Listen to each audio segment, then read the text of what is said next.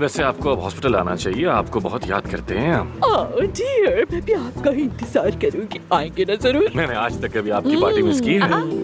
Party में कब है? आज शाम आपको भी दावत देती हूँ।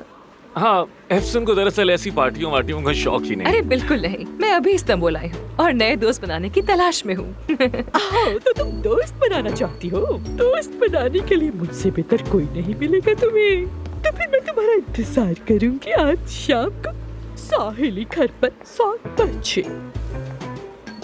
मुझे तो दावत नहीं मिली। अच्छा बस।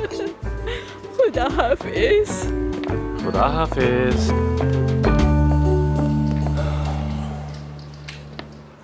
चलो, अब देर हो रही है।